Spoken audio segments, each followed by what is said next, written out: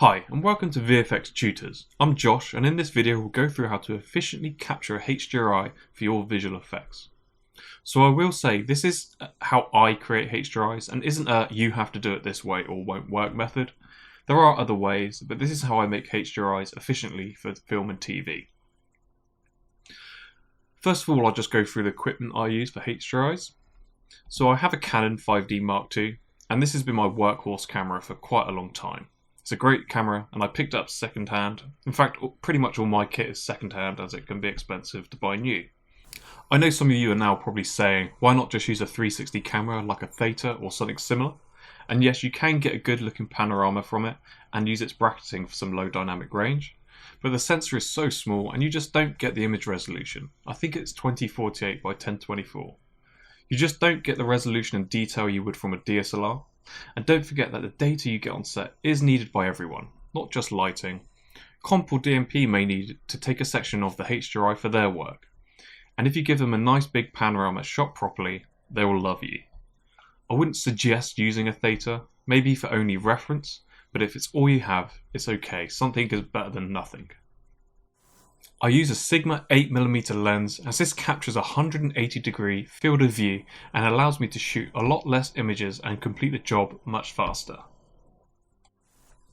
On my tripod I use a nodal ninja. This allows me to set my camera position to the nodal point. The nodal point of a lens is where the point at which the light rays enter the lens and converge. This is marked on my lens with a gold strip that can be found approximately where the aperture of the lens is. Having your camera set at the nodal point means you'll get better stitching and reduced processing time. I also have a Macbeth chart for colour grading or match grading your HDRI to the footage. These are very useful to have in your HDRI as a chart is a solid foundation of colour which is recognised everywhere. But don't worry if you don't have one. I'll go through match grading your HDRI in another video. And finally, ND filters. These are very useful to reduce exposure if the area is very bright or you're doing something more specific. I don't usually use these for HDRIs, but I do keep them just in case. So you don't need to go out and buy all this equipment to HDRIs for your VFX. You can just use your normal camera on a tripod and still get really good results. You may get some stitching misalignments and you might have to take a lot of photos depending on your lens, as you'll need to overlap, but generally I doubt you would notice any stitching misalignments in your 3D scene, unless you're actually rendering a giant chrome ball. So let's talk about AEB, Auto Exposure Bracketing. This is a setting on most cameras and it allows you to create a series of images that can be set to change exposure for each image. At the top here you can see 12 images ranging from very underexposed to overexposed. And these are the image that we use to create our high dynamic range image by merging them together. And we'll do this for multiple angles so then we can stitch a panorama, creating the HD panorama or HDRI as we all know it. Now I'll just go through my basic camera settings that work for me. I'll set my image quality to RAW to get extra dynamic range in a RAW file. These can be quite big files, and if that's an issue, you can just use JPEGs as we will be creating the dynamic range anyway. For white balance, I'll set it to my Macbeth chart or a white card, but you can use pretty much anything around you that's white, or you can just eyeball it if you're a photography pro. My ISO, I'll set it to 100 or as low as I can get, so we don't want any grain in there. And I'll set my shutter speed to a neutral exposure depending on the time of day. So at the top, some of you may be wondering how I got 12 bracketed exposures on my Canon 5D. I'm currently using Magic Lantern firmware on my camera, and this basically unlocks all functionality of your camera, but it will void your warranty if you install it onto your camera. Magic Lantern really is a must-have, and it will give you way more functions than the Canon firmware can. But like I said again, it will void your warranty, so don't install it unless you're happy to have no warranty. So I use Magic Lantern mainly for its bracketed exposure function. I think Canon has like 3 or 4 brackets that you can do, but Magic Lantern will let you go up to 12 frames, which I think actually beats almost every camera, even the top of the line super expensive ones. I'll set my Magic Lantern settings to TV AE, which means it's aperture priority. So when I set my aperture to 8 or above, it never changes. And you really don't want to make HDRIs with aperture changes, as the depth of field will change and will either fail at processing or will just look really bad. You can set your frames to whatever you like. 12 will give me the best dynamic range, but will take longer and will drastically raise your shutter count on your camera. My EV increment is 1, but you can try out some other settings and see what you prefer. And my sequence is 0, which is my neutral exposure, minus, plus, minus, minus, plus, plus. And this will take bracket exposures from your neutral exposure, 0, then an underexposed image, then over, then 2 underexposed, and then 2 overexposed. And this will save time on large shutter adjustments. And I previously said that I would set my shutter speed to a neutral exposure, and that's what I do for a daytime or a morning HDRI. But taking a night HDRI, I would change my sequence to 0, plus, plus, plus. Then set my neutral exposure to a point where I can barely see the last bit of light. This setting would increase the exposure over each bracket, only getting brighter and brighter. This saves me time as we can start from the darkest point and work towards the brighter images in the brackets. Now to planning our shoot. Here I have some diagrams of a camera on a tripod, top and side view. I've placed a protractor over the top so we can estimate our angles of our shoot. So I did say previously that you can pretty much use any camera or any lens just on a normal tripod to create a HDRI, and you can. You just may get some stitching misalignments, but your lens choice is very important. I'm going to go to an extreme here, and let's just say you're using a 70mm lens for your HDR panorama. The light red sections show your camera positions, and the darker red show your overlap between images. This is just a rough field of view of a 70mm lens, so it's just a rough guide. As you can see, I would have to take a lot of images. I would have to do 12 rotations at 7 different tilt angles. And let's just say we're only going to do 8 bracketed exposures for this. That's 672 images that we'd have to take. That would take a very long time to process, let alone just to take the pictures. But the benefit of this is that you will get an amazingly detailed HDR panorama. And some people who create panoramas do it this way, and they create amazing panoramas. But as we're in VFX, time is very valuable, and having a wider lens will save you time. So here we have an 8mm lens. This is my Sigma lens, which has a field of view of approximately 180 degrees, which is huge. This means we can take a lot less images to get our HDR panorama. With this lens, I only need 3 rotations at 2 different tilt angles. And at 8 brackets, this will be 48 images, which is a lot less than 672. In both of these examples, I've left out the zenith and the nadir angles.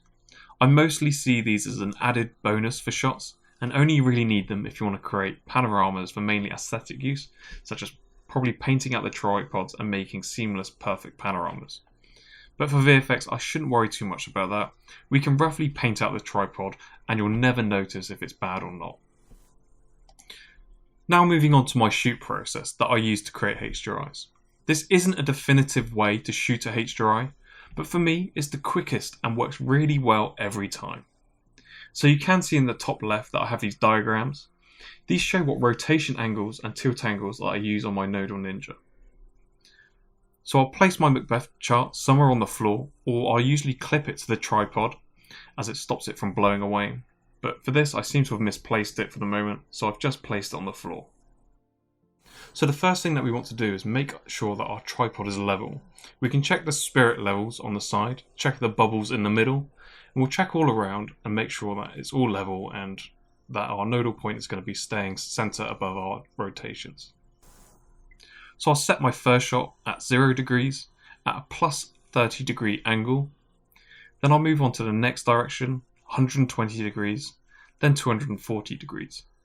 And this has now collected all our sky and mid-level areas.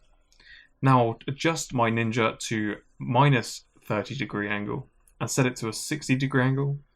I'll take my shots, then I'll move to 180 degrees. Then after I've done that, I'll move to 300 degrees. So now we have captured our entire environment. And as a bonus, you can do the nadir and zenith angles if you want to create a perfectly painted out tripod. But like I say, it's just a They're just bonus shots and we can paint it out a little bit later and you'll never notice. So now we've done our shoot, we can now process our images. There are loads of panorama stitching softwares out there, free and paid for, and they are all really good. You can use any one you like to follow through with me, but I've been using PT for such a long time, I've just never changed. It's always worked for me, so PT is opened. Our UI is fairly basic, but if we look up here at the top left, we have a project assistant. And if we look at this, it's fairly self-explanatory. It's quite a simple piece of software to use, and you can't really go too wrong with it. So what we'll do first, go up to here and load our images. So you can go to the images that you've got from the data package, and go to HDRI images, and you should have something like this. And we can see that we've got all our bracket exposures. If we scroll down, because we've got all the angles, and at the bottom, you've only got the nadir, because the sky was so blue and clear, there's absolutely no point because it's gonna work out fine. So I'm going to select all my images. I'll select open. Now, because they are CR2s, which are raw files, they might take a bit of a while to load in, but do be patient. And when they start loading in, we can go up to our crop tab and we can do our the first thing that we can do. So if we go, these are loaded in, so we'll go to crop. So now we can see all our images brought in, and we'll just go to like 6. You don't have to go to that one, you can go to anyone. I'm just going to a more exposed one so I can see the edge of my lens. So I just want to select this and just reduce it in. I'm going to bring this crop in so we're not seeing any of the lens. And you can see there now we've just got a little space between the edge of the lens and the bit that we're going to use. And this is now translated over every single shot. So if we scroll through, we can see now all our images are in. And we don't need to go anywhere else. You can go to mask. You don't need to go to mask, because if you start masking now, you're going to have to mask it for every single one, and that's a waste of time. What we want to do first, we want to align our images first, so we can get the program to understand these are bracketed images. So if we select align images, you should get this box. And if you get this box, this means that you're going to have a good time. If you don't get this box, that means that you may have broken the sequence of these images. So when you're transferring these images to, say, your computer, it's really important not to break the sequence of these images. So basically, just as soon as you're taking them, just copy them off your SD card and put them into a file. Don't play around with them, just leave them as they are. Because if you break the sequence, you won't get this window, and it will ask you to make control points, which is basically plotting points on every single image so they align. And we don't want that. We want this window, because this means a good time. So now this is opened, we'll select Enable HDR, and it will link the bracketed images. So we want them linked, because then when we do our masks, it will transfer across all our linked images. Then we'll do our HDR method to true HDR. Then we'll select OK. And we'll start analyzing images and going through bracketing them all together. This may take a while, so I might fast forward through this. Cool, so that's done now. So you should have a window like this opening. And you can see it's sort of roughly made our panorama. Don't worry if it looks gross. This is just a preview. This is not what our panorama looks like. This is not what it's going to look like, basically. This is just a rough preview. And we can see we've got some of our tripod in here.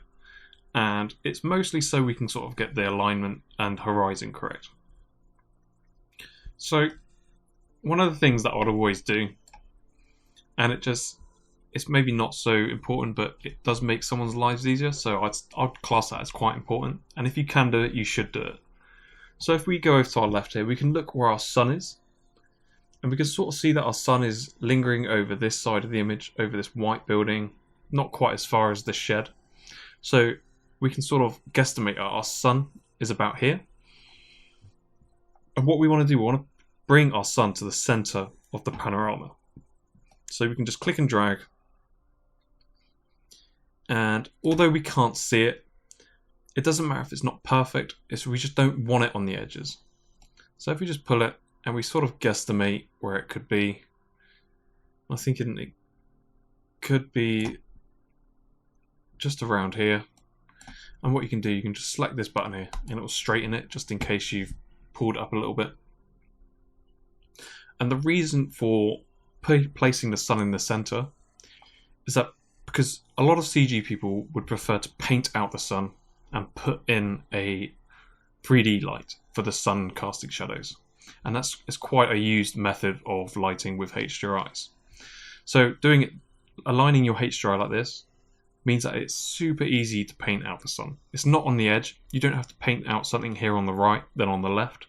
You can just paint out the center bit. Then it's only a 5-minute job at most, but it saves someone time not having to paint it over here and paint it over here.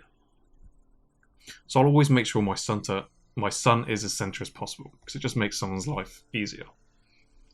So we're pretty much done with that. So we can just get rid of that. So done our crop, and we can go over to our mask. If we just go through our images, we can see we don't actually need to mask anything on here. If we go through, and we probably won't need to mask anything until we start going into the minus direction, where we start seeing our tripod. So I'm just going to go to my most brightest, because then it's just easier to see. And you can see everything here. You can see the tripod, and you can see my clunky feet. So I'm just going to leave it on the red, and basically the red hides it from the panorama. So I'm just going to crudely paint it out. You can do it a little bit more detailed, but I'm just going to roughly paint it out. Because anything that you mask out is going to be black in the HDRI anyway, and anything that's true black in the HDRI emits no light or color or anything. It's basically a dead patch, so it doesn't really make much difference. Well, it does. It just means that there's no tripod colors being pushed out. And we'll just get rid of my feet as well. Why not? And because we did the alignment first, this now translates across every single image. So you don't have to make masks for each one. So we'll now go to our next one. Just 59. And we'll just paint that out. You can be a little bit tighter, but I'm not too fussed, because we're probably going to be ending up painting, because this is going to come out black in HDRI, and we're probably just going to roughly paint out the bits anyway. And as you can see, placing your Macbeth chart is actually quite important to double check where you've placed it, because I've not placed it in a particularly great spot, because my tripod is covering half of it. So yeah, that was not so great. But for this shot, don't worry, because we're going to be doing a manual grade on it anyway. So if that was a little bit clearer, we would probably use that, but it'll be fine. So now we go to our next shot. We'll just mask out our nodal ninja.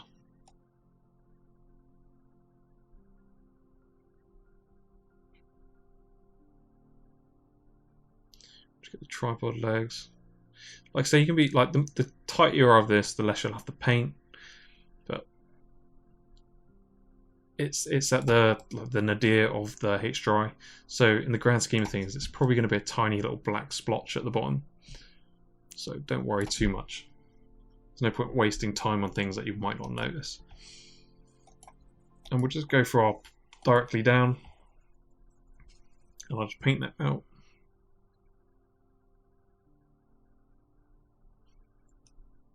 And don't worry about the lens, because we'll probably went a bit over then, so I'll probably go back and fix that. We can leave that corner off. So if you've gone a bit over, you can select the green, and whatever you paint green, erase. Let's do that. Green is basically what you want to keep in there, but it shouldn't matter because we've already painted what we don't want. So now if we go for all images, that's all masked out. So we're pretty much done now. We don't need to go into any of these other menus, because all those other menus will now come when we select create panorama. And you'll have the width, height, and you can change this. I just leave it to set as optimum size, because it just gives the max, and depending on what camera you have, it'll be way higher. I think mine's only a 24 megapixel, but you still get a pretty big HDRI panorama from it. So you now get the LDR format, which is basically just a preview JPEG. It's literally a thumbnail, basically. You would never use it apart from looking for something and you want a quick look. And you have your HDRI file format. And you can select pretty much any of these. I use OpenEXR just because it's a habit and I just use it all the time. And everyone uses EXRs, basically. And we'll leave everything else as it is. And we'll go browse. And I'll save. I'll make a new folder. And I'll just call it HDRI. HDRI stitched. And I'll call this HDRI stitched.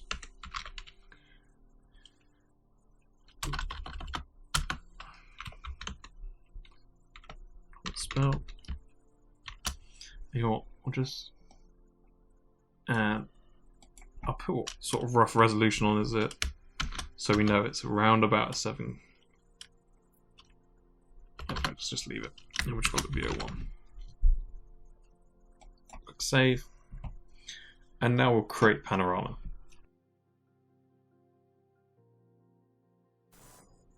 Cool. So that's done. That's stitched.